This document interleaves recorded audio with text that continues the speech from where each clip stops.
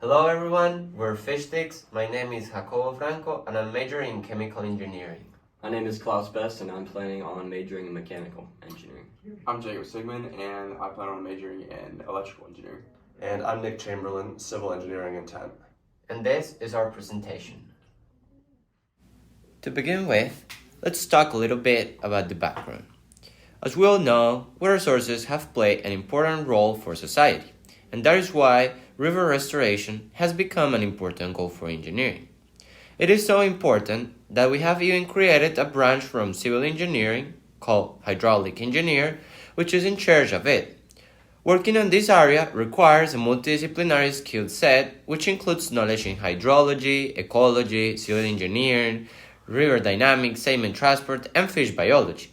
The truth is that when starting the project, none of us had any idea of any of those. But with readings, research, and some advices from our gurus, we've made our way and designed our prototype with a clear goal. Ensures that streams maintain a flow suitable for the survival of fish. But what did we research at? Yeah, so with our current research, we found that we can split water flow into two different types, turbulent and laminar. With turbulent water flow, we have high friction, low water velocities, and with laminar, we have low friction, high water velocities. And for our fish passage to be successful, we need to create artificial turbulence in order to minimize these water velocities. And this will create favorable conditions for our fish to swim upstream. So with this, we created three initial designs. In our first, we mentioned the idea of a separate bypass channel in which separate resting pools are made and rifles, and so the fish can swim through with minimal water velocities. But we figured this really wouldn't work for our parameters of our project, so we figured up a second design in which there was a separate chute channeling the flow of water into the sensor. But again, this really wasn't going to work for our parameters, so we landed on a third and final design, which was heavily influenced by cone fishways. And so we added different projections and concave to each projection.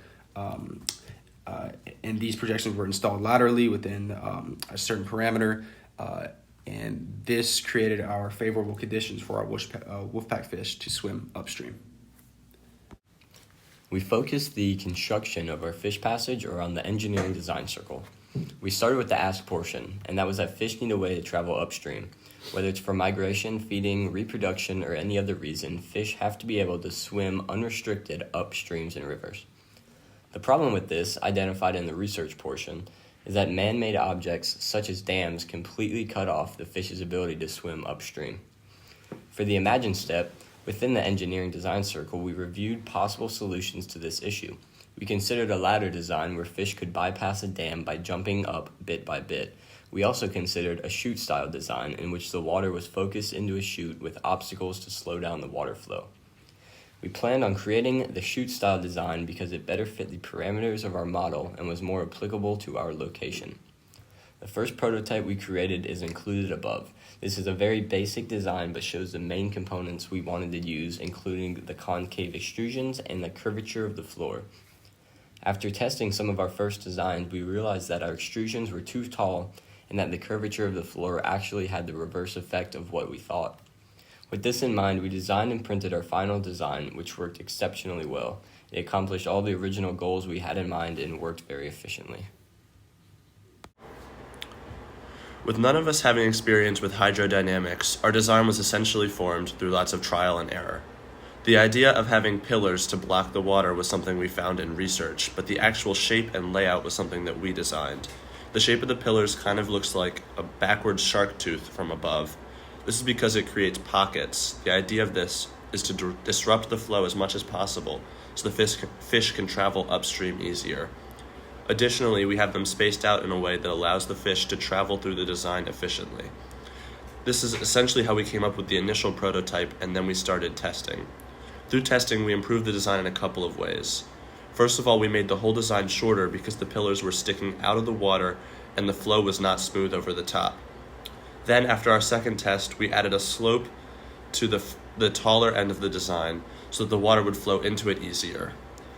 This is how we came up with the final design. If we were to do this project over again, the main difference would be to put more focus on designing something that mimics the fish's natural habitat. While our design was very effective in manipulating the flow, in practice it doesn't actually look anything like the natural habitat of these fish. Advice for next year's freshmen. The biggest piece of advice that we would give to next year's students is to test your design as much as possible.